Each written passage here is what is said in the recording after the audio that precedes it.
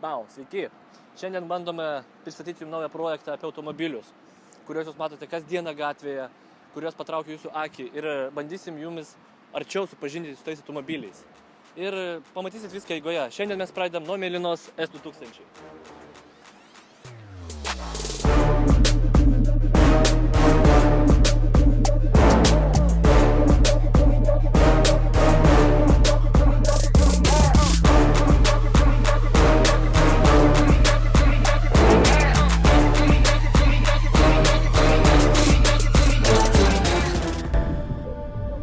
Taigi, S2000, mėlyna spalva, 17 ratai. Ką dar gali pasakyti mums daugiau apie tai? Konstantinas. Ateik. Labas, Konstantinai. Abukas. Gali mane vadinti Džeileno. Džeileno, malonu. Jo. Taigi, viskas nuo pradžių. Kada įsigijai šitą automobilį? Įsigijau 2009 metais iš vieno tokio gan žinomo Lietuvos autosporto veikėjo. Buvo prabėgus apie 30 kainai pas mane. Daužta buvo, bet pats tas veikėjas ją sutvarkė ir man pardavė. Iš Amerikos. Jo. Atsiųsta iš Amerikos. Jo, jos... Nes gale buferis, jau kvadratiniai numeriai. Jo, Daugelis painioja su japonų. Jo, bet jos visos darytas buvo vienam fabrike nuo 99 metų iki 2009 su Kubos plante. Tie patys apie 100 žmonių rinko jas praktiškai rankom, tik šasi suvirinti yra. Ir jo, ir visos tenais, po to eidavo jos arba USDM rinką, arba Europos, arba GDM-inė rinka. Taip, ir čia yra antras modelis, AP2. Jo, čia yra AP2. Ir jis yra pranašesnis už AP1 tuom, kad yra stabilumo kontrolė. Nu, daug ginčų vyksta ne šiuo metu, visą laiką, kas yra pranašiau, nepranašiau. AP1 2 litris, jisai daugiau revina, nežinau kaip lietuviškai išreikšti. Bet labai būkas apačioj, šita truputį sprangesnė. Ir truputį daugiau newtonų turi. Pranašumų, traction controlas gal kartais padeda. Tikrai blogiau nepadarė? Ne, nemanau. Gerai. Kas dar? Gal biškai apie modus? Žinau, kad yra išmetimas Skunk 2 teisingai. Jo, pradžioj norėjau pasilikti ją visiškai stok, bet po truputį brendo, kad norėjau kažką padaryti įdomiau. Tai susidėjau AEM oro paėmimo filtrą, tokį ten tiesioginį vamzdį. Tada įsidėjau test pipe'ą. Ir Skunk 2 išmetimą. Viduj kažkokios modifikacijos papildomos? Ne, nieko nėra. Šiuo metu planuoju iš tikrųjų per žiemą. Šifnobas, jo, bet jisai tiesiog nuo kitos eskės, nuo naujesnės. Tai vat. O šiaip planuoju, žinoma, apsisiūt saloną per šią žiemą ir stogas susitvarkyti, nes labai patrintas. Iš tikrųjų, kaip siuntė ją konteinerį, žiauriai protingi meksikiečiai, not to be racist, iš tikrųjų, įdėjo ratus ir padangas į salioną ir konteinerį. Tai kai plaukė, viskas sukrapštė, sudraskė. Vairas pasitrinė, nes pradžioje važinėjau ir sukau su viena ranka. Taip, ta prasme, nereikia to daryti su tokiais vairais. Nesireguliuoja, ne? Ne, padėtis nesireguliuoja. Nes aš 1,97 m ir telpu jau ant ribos. Jo, kelėnių spaudžia. Tu ją gali pasikelt nebent stačiau truputėlį. Jau 2 metrai čia jau sunkiai. Nu, jinai padaryta vidutiniam japonui, tai 1,7 m jau jie aukšti skaitosi, žinok, tai tu ten būtum akromigalas. Nu, sėdėsi maloniai, pojūtis fainas. Skidelis elektroninis, audio. Gerai muzika girdisi? Nelabai iš tikrųjų, galėtų geriau. Čia yra, kiek čia tų kolonėlių, 1, 2, 3, 4. 1, 2, 3. 4, 5, 6, 7, 8, 10 gal ar kiek čia yra, aš dabar jau nepamenu. Nenoriu sumeluoti iš tikrųjų, bet nemažai kolonėlių, bet ten yra daug aukštų dažnių. Iš tikrųjų trūksta garso, ypatingai be stogo, tai va planuose yra irgi pasikeisti truputį, dadėti švaraus kokybiško garso, iš tikrųjų, bet tai... Čia va pasislėpė. Magas? Jo, yra stokinis, reikėtų ir jį iš tikrųjų durti kažką naujau, bet viskas savo eigoj. Bet bėgi, super junginėjasi. 1, 2, 3, taip sunkiai galima prašauti. Na taip, nes pati dėžė, tu tiesiog ją apglėbęs esi šiuo metu, tai tu tiesiai į dėžę praktiškai svirtis, čia jokių papildomų šitų. Ką apie driftą? Bandėjai? Nesi matęs, kaip bandėjai, nepaėjo. Ne šita mašina, aš galiu apsisukti, ten pabraižyti saulės, tai puiku, lengva. Bet aukštaskis motoris driftui be šansų. Antrų bėgių driftinti neįmanoma su stokiniu motoru. Netgi ir su daugiau arklių nelabai. Nebent dėt sraigę. Pabandom, kaip tavo tas naujas Skrenda. Garsiai. Garsiai. Ir dronina.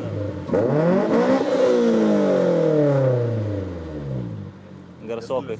Vestuvės. Tyliau. Jau ateina. Gerai viskas, super. Važiuojam po kapotu.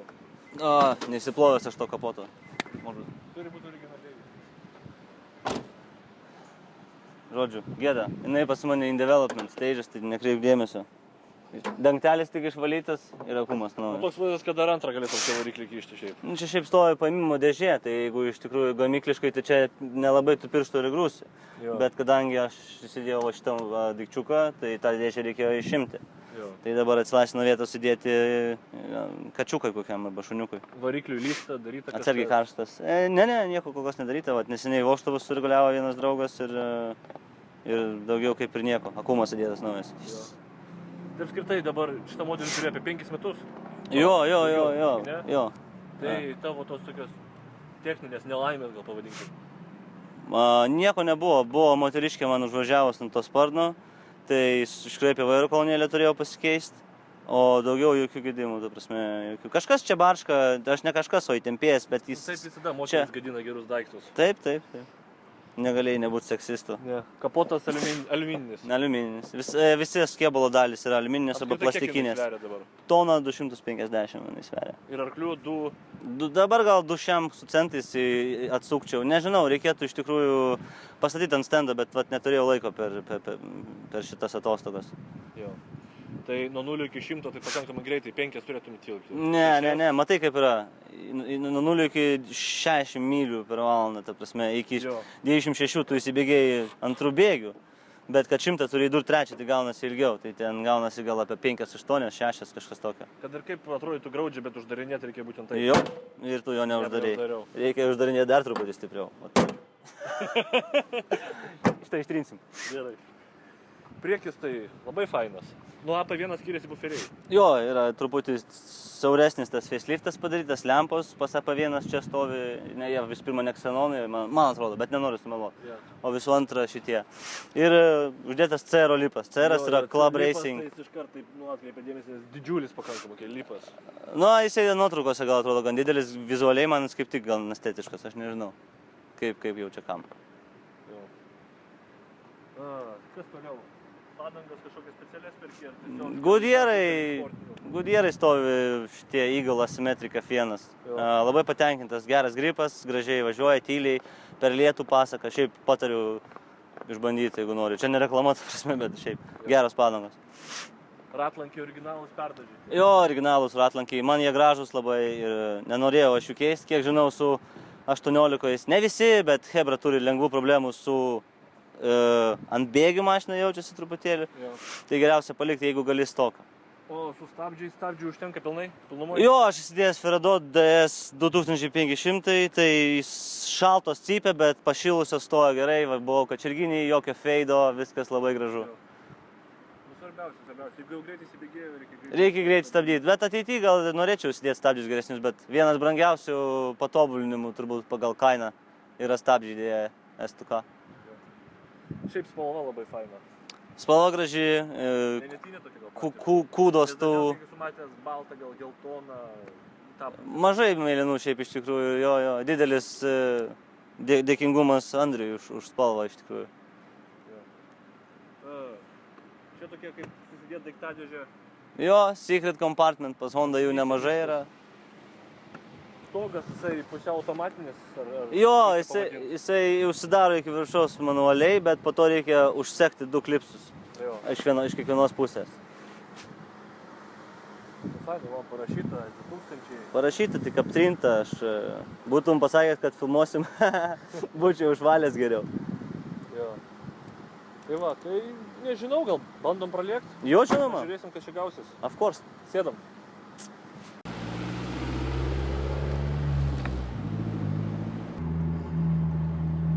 Na, bet važiuoja tai tikrai minkštai. Jinai tokia ir stabili ir minkšta to pačiu. Jo, gatvėje. Gal kažkiek biškai per minkšta, kad trasoji, nes kačerginiai gal truputį joja. Nejoja, bet, geldiškai. Bet nėra blogai. Mieste labai komfortiškai iš tikrųjų. Nėra taip, kad jau kaloveriai būtų verkiant. Ne, bet verkia, ne, jinai valdosi miestą, tai pasaka iš tikrųjų, bet norint performance išgauti.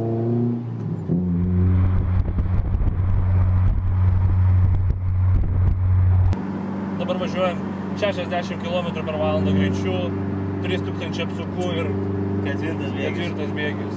Nemanau, kad reikia aukštesnį, jeigu 5. Galima ir aukštesnį šiaip. Gali pradėti. Šiaip 6 bėgių, kiek maksimum esi bandęs? 2, 6, 4 esu važiavęs, bet jau buvo dugnas, bet kiekviena mašina skirtingai truputį važiuoja. Yra kas 272 važiavę, nufotkinė.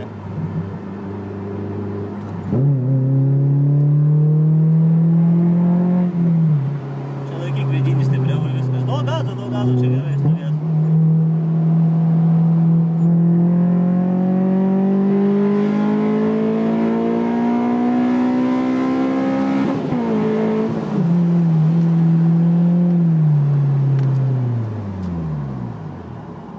Jo, traukos tikrai netrūksta. Nu čia dar į kalną. Ir sukasi, iki 9. Ne, 8 sušlūsė. 8-6, man čia. Gal nežinau, kuro sąnaudos ar atitinka realybę, kas parašyta techninėse charakteristikose? Jo, esu važiavęs ir jeigu važiuoji 90, tai važiuoja gan taupiai, ta prasme, autostradą, jeigu važiuotum 900, tai valgytų kokius gal 7-8 litrus, nedaugiau.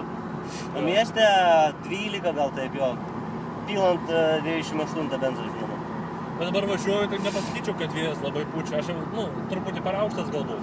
Tau gal truputį daugiau kutena makaulė, bet šiaip jeigu pilnai langus uždarytumėm, kas yra labai negražu, kaip aiškiai su pilnais langais man, tai vis praktiškai nepučia. Aišku, ten ant didelio greičio tu jauti nemažai, bet nėra iš tikrųjų baisu.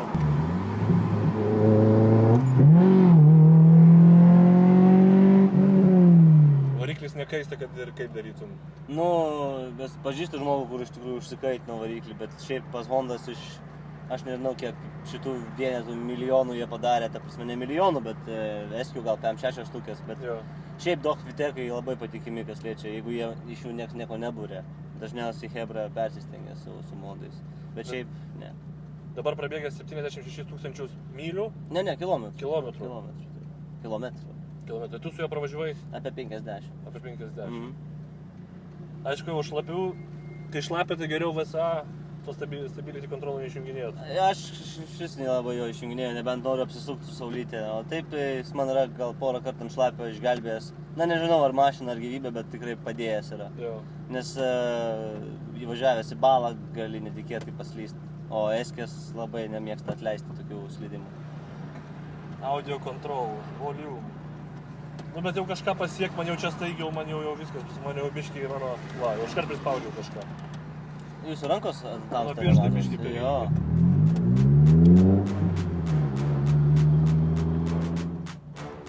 Nu ką, ačiū labai. Buvo smagu. Man irgi.